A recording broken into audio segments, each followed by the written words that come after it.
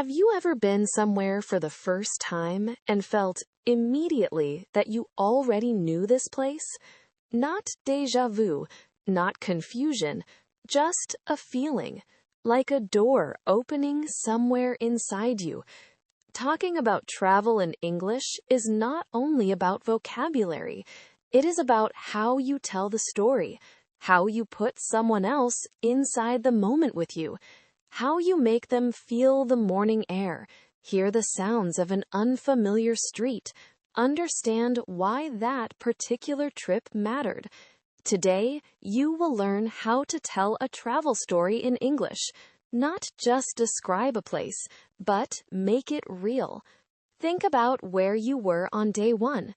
You were learning simple present tense sentences, short, slow, clear. Sarah wakes up. She makes coffee. She goes to work. Today is day 23. Phase 3. B1 Intermediate. The story you are about to follow is told mostly in the past tense, with complex sentences, layered emotions, and real detail, and you are following it without translating, without stopping. That is not where you started. That is how far you have come. Every episode of this series moves you one step closer to listening fluency, the ability to understand natural English without translating, without stopping, without stress. That is what this is for. Hello and welcome back to English Journey Studio. This is day 23 of your 30-day English journey. Today is Friday, 2 days after Sarah turned down Nina's job offer. She got a message from Maya this morning. Coffee? Haven't talked properly in ages. And now they are sitting together at a small cafe in Park Slope, 2 cups of coffee between them. Maya is asking the question Sarah knew was coming. Let's go. The cafe was small and warm. A window along the front wall let in pale winter light. The tables were close together, the kind of place where everyone speaks quietly without thinking about it. Maya had her coat on the back of her chair and both hands wrapped around her cup. She had listened to the whole story, the interview, the email from Nina, the walk through Prospect Park, the decision. "You turned it down," Maya said.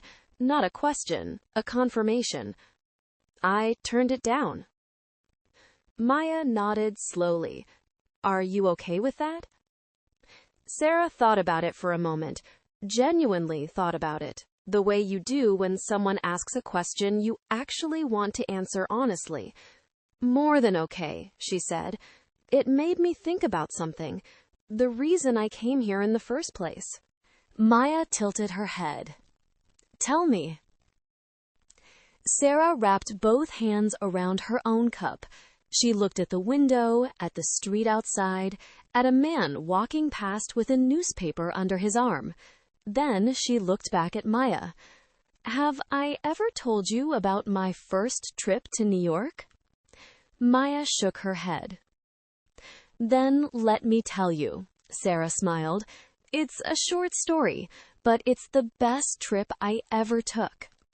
She set off on a Tuesday morning in late August.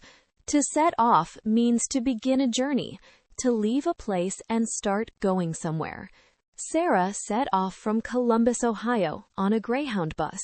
1 bag, a sketchbook, enough money for 3 days if she was careful. She was 22 years old. She had just finished university. She had no job, no apartment, no real plan for what came next. She also had no itinerary. An itinerary is a detailed schedule or plan for a trip. It lists the places you will visit, the times you will arrive, the hotels where you will sleep. Sarah had none of that. She had a bus ticket, a hostel address written on a piece of paper, and 11 hours to think. The bus pulled into Port Authority at 7 in the evening. Sarah had never seen anything like it. The size of the terminal, the noise, people moving in every direction, none of them slowing down. Announcements from overhead speakers, voices in 5 different languages, the smell of the city already coming through the doors. She stood still for about 30 seconds. Then she picked up her bag and walked outside. She took the subway. She had studied the map on her phone, but got confused at the transfer point. A woman in a yellow jacket told her which train to take. Sarah said thank you and meant it more than usual. She ended up in Brooklyn almost by accident. The man sitting next to her on the train had said, with complete certainty, "Brooklyn is where the real stuff is." So she stayed on the train past Manhattan. She trusted a stranger on a subway, and it turned out to be one of the better decisions she had ever made. She came up out of the station into the early evening air. Brownstone buildings on both sides of the street, trees still green in August, people sitting on front steps, a woman carrying groceries, a child on a bicycle. Sarah started to wander. To wander means to walk without a specific plan or direction. You go where you feel like going. You turn left because something caught your eye. You slow down because a smell or a sound pulled your attention. She wandered for 2 hours. She had no destination, and it did not bother her at all. At some point, on a quiet block she had not intended to walk down, she stumbled upon a small park tucked between 2 buildings. To stumble upon something means to find it completely by accident. You were not looking for it, you were not expecting it, but there it was. The park had 3 benches, a large oak tree, and a view of a red brick building with fire escapes running up every floor. Nobody else was there. Sarah sat on a bench and opened her sketchbook. She drew the building. She drew the tree. She sat there until it was too dark to see. She woke up early the next morning. The hostel room was small and the mattress was not comfortable, but she had slept well anyway. She was out on the street by 6:30. Brooklyn in the early morning was something she had not expected. Quiet in a way that felt inhabited, not empty. The light came in at a low angle, warm and sideways. A bakery was open. A man was sweeping the pavement in front of his shop. Pigeons walked along a ledge above a closed laundromat. She walked toward the water. She followed the feeling more than the map. She reached the Brooklyn Bridge at 7 in the morning. She walked onto the pedestrian path and kept going until she was at the center point, above the river. She stopped. She was in awe of everything she could see. To be in awe of something means to feel deeply amazed and moved by it, not just impressed, moved, the kind of feeling that quiets everything else for a moment. The Manhattan skyline was in front of her. The East River was below. Behind her was Brooklyn, its rooftops and water towers catching the morning light. She took it all in. To take something in means to look at it carefully and let yourself really feel it. Not a quick glance, a moment of full attention. You absorb it. You let it matter. And as she stood there, the city came alive around her. To come alive means to fill with energy and movement after being quiet or still. The early morning stillness was breaking.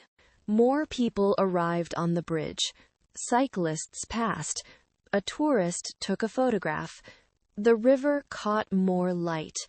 New York was waking up, and she was watching it happen. She did not move for a long time. And then, very quietly, she thought something she had not planned to think. I want to live here.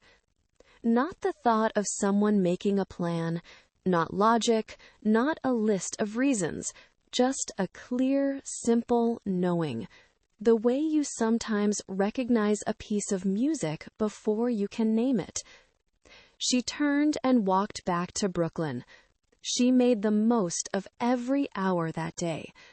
To make the most of something means to use it as fully as possible, to not let any of it go to waste. She visited every street she wanted to see, ate at a diner where the coffee came in a thick ceramic mug, sat by the water at sunset, and filled 6 pages of her sketchbook. She did all of it deliberately, the way you do things when you feel, somewhere, that this is important. Maya had been listening without moving. Her coffee had gone a little cold. "And then?" she asked. "And then I went home," Sarah said, got back on the bus, sat in my bedroom in Ohio, and started researching apartments in Brooklyn. Maya laughed. Just like that. Just like that. That trip had taken her off the beaten path. Off the beaten path means away from the well-known places, the tourist routes, the things everyone goes to see. Sarah had found the park by accident, walked streets she had not read about anywhere, eaten at places with no reviews, and that was exactly what had made it real. That trip had left a lasting impression on her. A lasting impression is a feeling or memory that stays with you for a long time. It does not fade. It shapes how you see things long after the trip is over. Sarah's first trip to New York had lasted 3 days. It had lasted, in another sense, 4 years. It was still lasting, right now, in this cafe, in this conversation, in the decision she had made on Wednesday. "That's why you turned it down," Maya said, quietly. "I came here because I wanted to build something of my own," Sarah said. "A full-time position at someone else's studio is a good thing. It just wasn't my thing. Not right now." Maya nodded. She picked up her cup, realized it was cold, and put it back down. Then she smiled. "You know what?" she said. "I think you should go on another trip." Sarah raised an eyebrow. "Not to decide anything," Maya said. "Just because you clearly need to get on a bus with no plan and see what happens." Sarah laughed, a real laugh, the kind that surprised her a little. Outside the cafe window, the winter street was bright and cold. The city moved past the way it always did, familiar, chosen, hers. Today, Sarah told Maya about the best trip she ever took. Not the most expensive, not the most carefully planned, the one that left a lasting impression, the one that changed what she did next. The best trips are often like that. Let's review today's vocabulary. Set off, to begin a journey, to leave and start going somewhere. She set off on a Tuesday morning with one bag and a sketchbook. Itinerary, a detailed plan or schedule for a trip. She had no itinerary, no hotels booked, no schedule, no plan. Wander, to walk without a fixed plan or direction. She wandered through Brooklyn for 2 hours, going wherever she felt like. Stumble upon, to find something by accident, without looking for it. She stumbled upon a small park tucked between 2 buildings. Be in awe of, to feel deeply amazed and moved by something.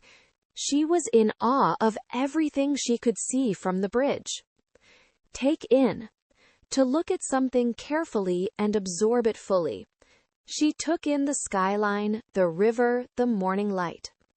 Come alive, to fill with energy and movement after being quiet. The city came alive around her as the morning began. Make the most of. To use something as fully as possible, to not waste any of it. She made the most of every hour of that last day. Off the beaten path, away from tourist spots, in less known places. She stayed off the beaten path and found the real city. A lasting impression, a memory or feeling that stays with you for a long time. That trip left a lasting impression on her. She still feels it today. If you finish today's episode, type Day 23 done in the comments. We are at Day 23 of 30. 7 more episodes.